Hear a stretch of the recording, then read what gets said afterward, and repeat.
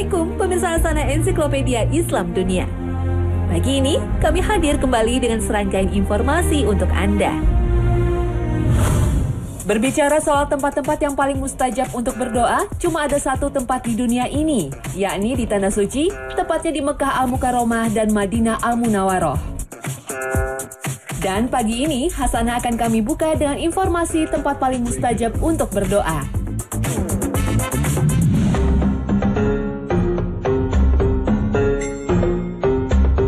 Yang pertama adalah Masjidil Haram. Secara umum, seluruh tempat di Masjidil Haram adalah mustajab, karena pahala beribadah di masjid ini sangat besar. Namun, beberapa tempat yang secara khusus dalam Al-Quran dan hadis disebut-sebut sebagai tempat mustajab untuk berdoa adalah Multazam. Multazam adalah tempat di antara pintu Ka'bah dan Hajar Aswad.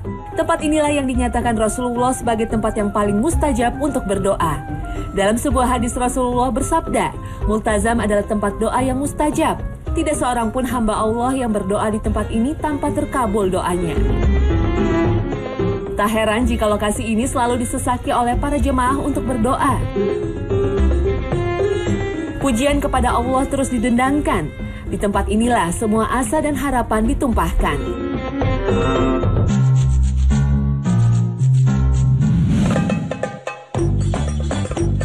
Tempat berikutnya adalah Hijr Ismail. Hijr Ismail adalah bangunan terbuka berbentuk setengah lingkaran yang berada di sebelah sisi barat Ka'bah. Disebut sebagai Hijr Ismail karena merupakan tempat berteduh Nabi Ismail dan Siti Hajar. Menurut salah satu riwayat, Nabi Ismail konon juga dikuburkan di Hijr Ismail. Wallahu a'lam. Hijr Ismail juga merupakan salah satu tempat mustajab untuk berdoa. Jika Anda ingin sholat di dalam Ka'bah, cukup sholat di Hijr Ismail. Seperti sabda Rasulullah ketika Aisyah, istri Nabi, minta izin kepada Rasulullah untuk masuk ke dalam Ka'bah untuk melakukan sholat. Maka Rasulullah pun membawa Aisyah ke Hijr Ismail. Tempat mustajab berikutnya adalah Maqam Ibrahim. Maqam berarti tempat pijakan.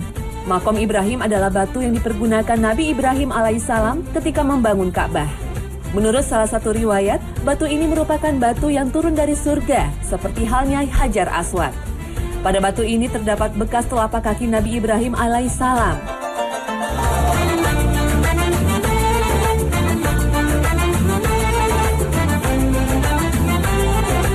Disunahkan sholat 2 rakaat setelah selesai tawaf di belakang Maqam Ibrahim ini.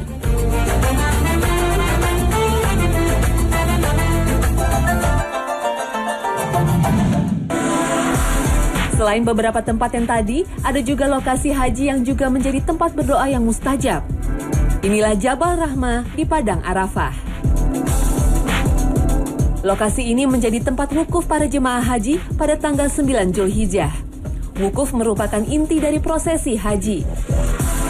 Di Padang Arafah inilah jutaan umat muslim dunia melakukan wukuf dan disunahkan melakukan doa serta berzikir sebanyak-banyaknya. Masjid Nabawi di Madinah Al-Mukarramah menjadi salah satu lokasi mustajab untuk berdoa selanjutnya. Sama halnya seperti Masjidil Haram, seluruh tempat di Masjid Nabawi merupakan tempat mustajab untuk berdoa.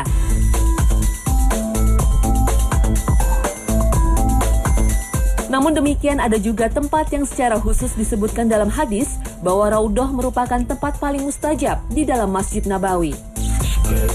Raudhah yang berarti taman surga terletak di antara mimbar dengan makam Rasulullah.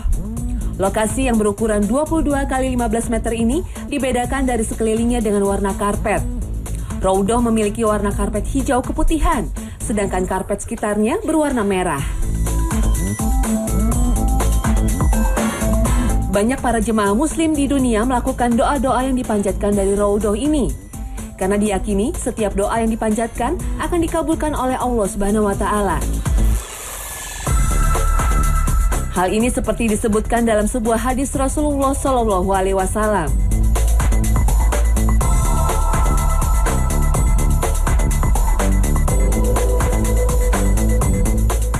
Nah, jika Anda punya kesempatan menunaikan ibadah umroh atau haji, jangan lewatkan tempat-tempat tersebut untuk memanjatkan doa Anda.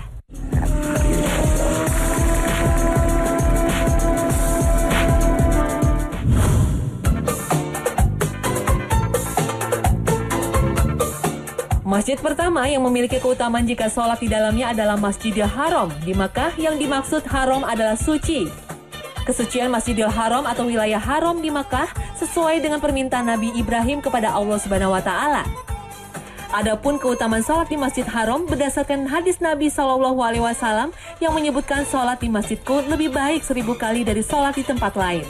Dan sholat di Masjid Haram lebih baik 100 kali dari sholat di masjidku atau Masjid Nabawi. Artinya, sholat di Masjid Haram pahalanya setara dengan 100.000 kali sholat di masjid lain. Itulah mengapa masjid ini selalu ramai dan dipenuhi umat Islam untuk beribadah sepanjang waktu. Namun yang menjadi pertanyaan adalah, apakah keutamaan sholat itu hanya berada di areal masjid saja? Menurut sebagian besar ulama, berlipatnya pahala sholat di Masjid Haram berlaku umum di seluruh tanah haram atau seluruh kawasan Makkah. Karena seluruh tempat di Mekah disebut dengan Masjidil Haram. Jadi, jika Anda menunaikan ibadah haji atau umroh, maka sholat dimanapun selama masih berada di kawasan Mekah, pahalanya, luar biasa. Masjid kedua paling besar pahalanya jika sholat di dalamnya adalah Masjid Nabawi. Keutamaan sholat di Masjid Nabawi berdasarkan hadis Nabi yang menyebutkan sholat di masjidku ini lebih baik daripada 1000 sholat di masjid lain kecuali Masjidil Haram.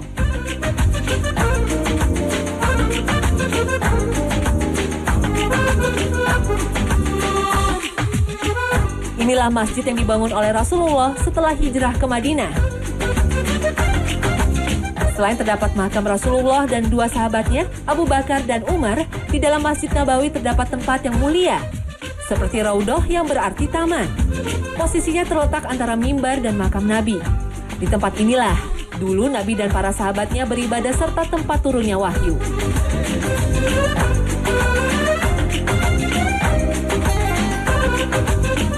Tempat inilah yang paling diburu para peziarah dari seluruh dunia.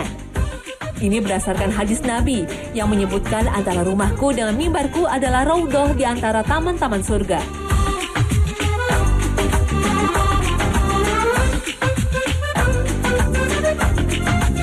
Pahala berlipat sholat di Masjid Nabawi erat kaitannya dengan doa Nabi Muhammad SAW.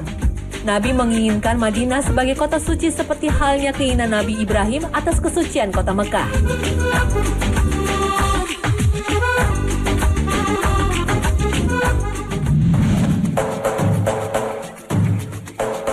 Masjid ketiga yang paling besar pahalanya jika sholat di dalamnya adalah Masjid Al-Aqsa. Ini berdasarkan hadis Nabi yang menyebutkan tempat tujuan yang paling mulia dalam berpergian hanyalah 3 masjid. Masjid Haram, Masjid Nabawi, dan Masjid Al-Aqsa. Sebuah riwayat menyebutkan pahala sholat di Masjid Al-Aqsa 500 kali dari masjid lain. Lalu yang manakah sebenarnya Masjid Al-Aqsa yang dimaksud?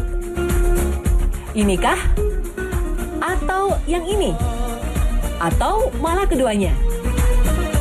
Sebagian besar ulama justru menyebutkan Masjid Al-Aqsa adalah sebutan komplek Al-Aqsa keseluruhan yang dibatasi dinding, termasuk di dalamnya Masjid Kubah Safroh atau Kubah Kuning dan Masjid Umar, serta seluruh bangunan di dalamnya. Wow, cukup luas ya.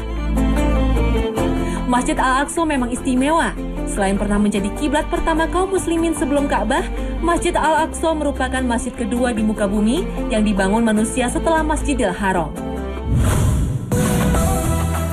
Pemirsa Hasanah, jangan kemana-mana, karena selanjutnya akan kami hadirkan mukjizat selamatnya bangunan-bangunan masjid dari musibah dan bencana alam.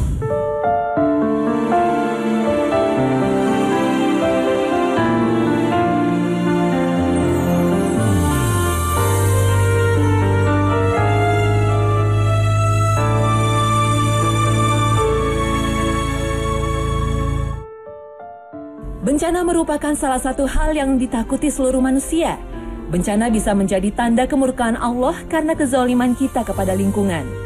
Tetapi di balik bencana yang diturunkan, Allah Subhanahu wa Ta'ala masih menunjukkan keagungan, kekuasaan, dan pengampunannya.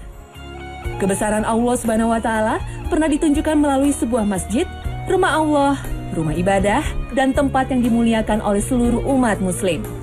Disinilah salah satu tempat Allah Subhanahu wa Ta'ala menunjukkan kekuasaan pengampunannya di tengah-tengah bencana. Dan berikut adalah beberapa masjid yang terlindungi dari bencana yang terjadi di Indonesia dan beberapa negara di dunia.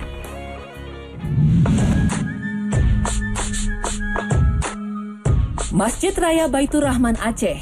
Ketika tsunami sempat melanda Aceh pada tahun 2004 silam, ribuan warga Aceh menjadi korban bencana ini. Seluruh bangunan hancur dan habis tertelan air bah. Tetapi masjid yang berdiri sejak tahun 1875 ini masih berdiri kokoh dan tak sedikit pun terhempas oleh air bah yang telah menelan daerah di sekitarnya.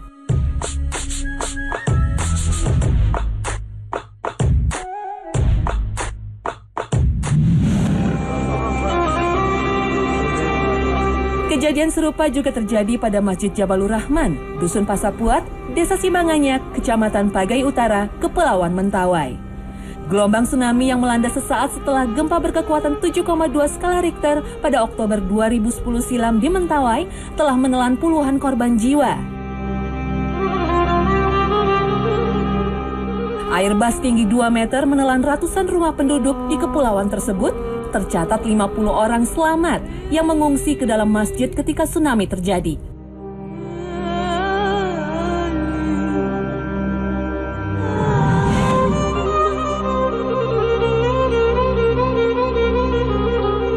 Ternyata tsunami tidak hanya terjadi pada daerah pinggir pantai.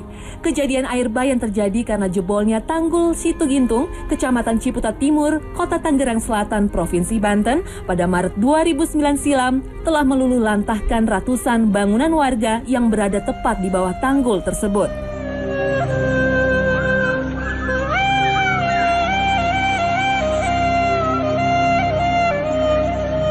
Tercatat 34 warga meninggal dunia akibat bencana tsunami kecil ini. Tetapi Masjid Al-Barkah yang berdiri tepat di tengah pemukiman tersebut selamat dari hempasan air bah yang mengalir deras.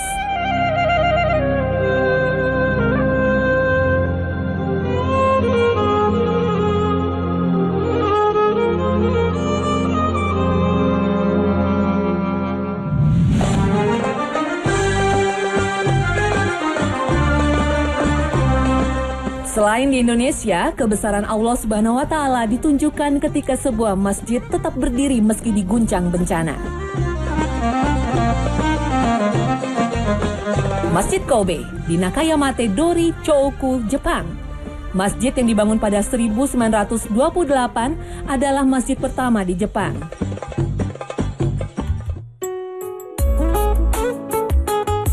Nama Kobe jika diartikan dalam bahasa Jepang adalah pintu gerbang Tuhan. Masjid tertua di Jepang ini selamat dari serangan bom atom yang dijatuhkan pesawat bomber B-29 milik Amerika di kota Hiroshima dan Nagasaki pada Perang Dunia Kedua tahun 1945.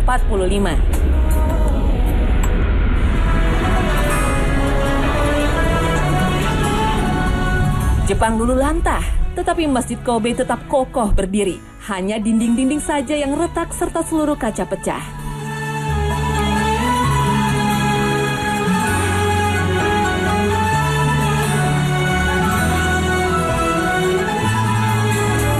Pada tahun 1995, Masjid Kobe kembali diuji ketahanannya. 17 Januari 1995, Jepang kembali diguncang gempa dengan kekuatan 8,9 skala Richter.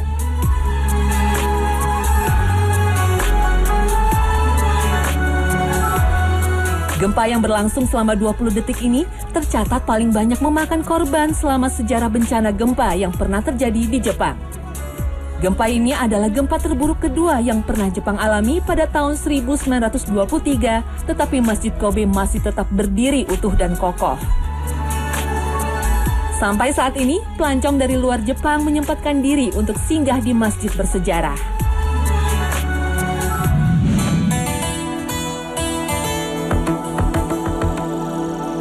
Selain Jepang, ada pula negara dengan Muslim sebagai minoritasnya yang masih ditunjukkan kekuasaan Allah Subhanahu wa Ta'ala. Gempa dahsyat yang mengguncang Haiti tahun 2010 silam menelan ribuan korban jiwa. Istana Kepresidenan Haiti dan gedung-gedung pemerintahan di ibu kota Port-au-Prince runtuh setelah getaran gempa terjadi.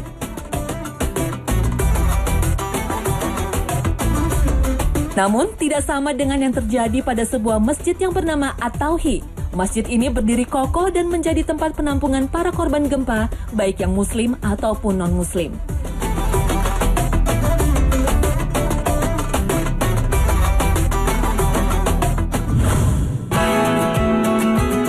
Masjid merupakan bangunan sebagai tempat ibadah bagi umat muslim. Umumnya, bangunan utama Masjid Indonesia memiliki kubah berbentuk setengah lingkaran. Tetapi berbeda dengan beberapa masjid unik yang akan menjadi sajian khasanah pagi ini.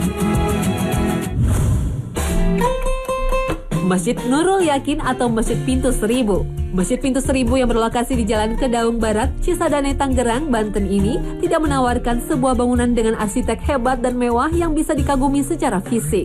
Tetapi masjid ini dipercaya mampu memberikan perjalanan dan pengalaman batin atau wisata spiritual yang sulit didapatkan di lokasi lain. Masjid Pintu Seribu berdiri di atas lahan sekitar 1 hektar persegi. Masjid yang dibangun tanpa menggunakan gambar rancang ini berdiri pada sekitar tahun 1978.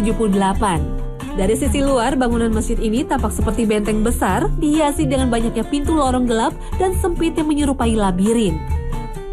Tak ada kubah seperti lazimnya, yang ada hanya pilar-pilar tembok dilapisi keramik memanjang menyerupai benteng.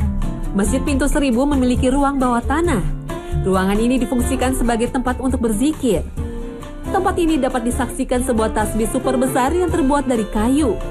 Ketika berada di ruang bawah tanah, pemandu sengaja mematikan lampu dan mengajak pengunjung untuk melakukan doa bersama. Dengan begitu kita akan membayangkan saat-saat di alam kubur yang begitu pengap, gelap, dan sempit.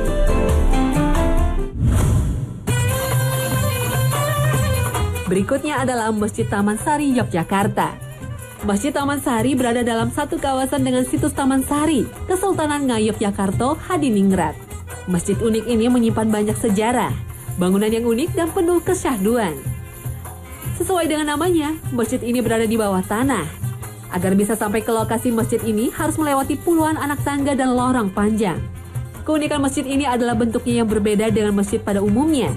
Masjid bawah tanah Taman Sari, Yogyakarta ini memiliki 2 lantai dan melingkar. Bentuk masjid yang melingkar membuat suara bergema hingga tidak memerlukan pengeras suara yang memang belum ada ketika masa itu. Sementara lantai bawah digunakan untuk pria dan lantai atas digunakan oleh wanita untuk beribadah. Di setiap lantainya pun terdapat lubang-lubang sebagai tempat berdirinya imam masjid. Di tengah bangunan terdapat tangga untuk naik ke lantai 2. Tangga ini berjumlah 5 yang mengartikan jumlah waktu sholat umat Islam. Sementara di bawah tangganya terdapat kolam yang dulu digunakan untuk berwudu. Namun kini kolam tersebut tidak lagi terisi air.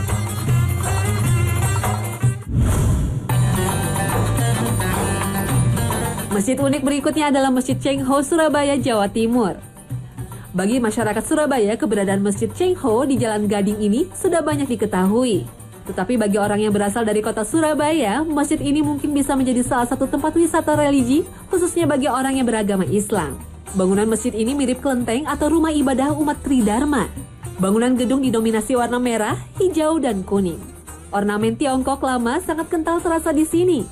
Pintu masuknya menyerupai bentuk pagoda. Di bagian lain terdapat relief naga dan patung singa dari lilin dengan lafaz Allah dalam huruf Arab di puncak pagoda. Atap utama masjid ini bersusun 3 lapis menyerupai bentuk pagoda. Pada puncaknya terdapat lafaz Allah. Sedangkan mahkota pada ujung atap lebih condong pada gaya arsitektur Hindu-Buddha. Sementara tatanan atap Masjid Cheng Ho berbentuk segi 8 atau patkwa. Maknanya keberuntungan atau kejayaan menurut numerologi Tiongkok kuno. Hitungan atau angka pada bangunan masjid punya makna khusus. Misalnya, bangunan utama seluas 11 x 9 meter. Angka 11 sebagai ukuran Ka'bah pada awal pembangunannya dan angka 9 merupakan simbol Wali Songo yang dikenal sebagai penyebar agama Islam di Tanah Jawa. Anak tangga di bagian serambi masjid berjumlah 5 yang diartikan sebagai rukun Islam. Sedangkan anak tangga di bagian dalam masjid berjumlah 6 yang diartikan sebagai rukun iman. Masjid Cheng Ho dibangun dengan konsep tanpa pintu sebagai simbol keterbukaan. Artinya siapapun dan dari etnis apapun berhak menggunakan masjid ini untuk beribadah. Sehingga diharapkan dapat menjembatani segala perbedaan yang ada dalam masyarakat Indonesia. Masjid Cheng Ho Surabaya diresmikan pada 13 Oktober 2002. Perpaduan gaya Tiongkok dan Arab memang menjadi ciri khas masjid ini.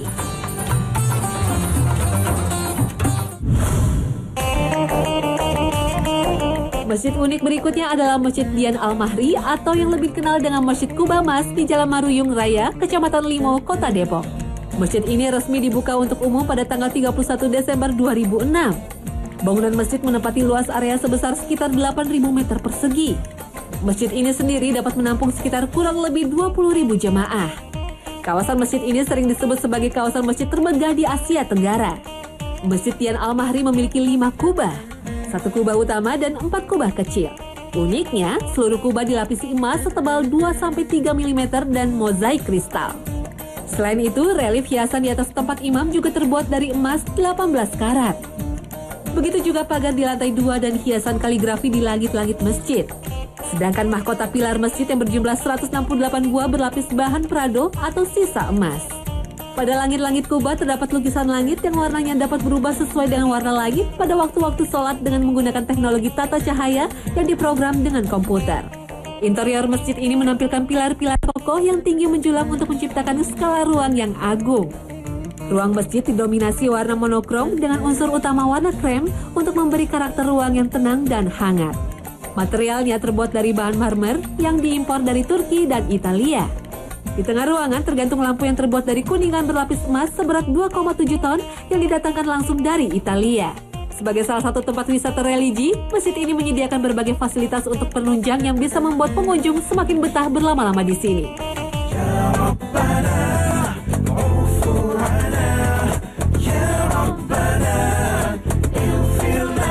Nah pemirsa, berakhir sudah kebersamaan kita pagi ini. Jangan lewatkan tayangan Hasanah esok hari yang tentunya hadir dengan tema yang lebih menarik. Wassalamualaikum warahmatullahi wabarakatuh.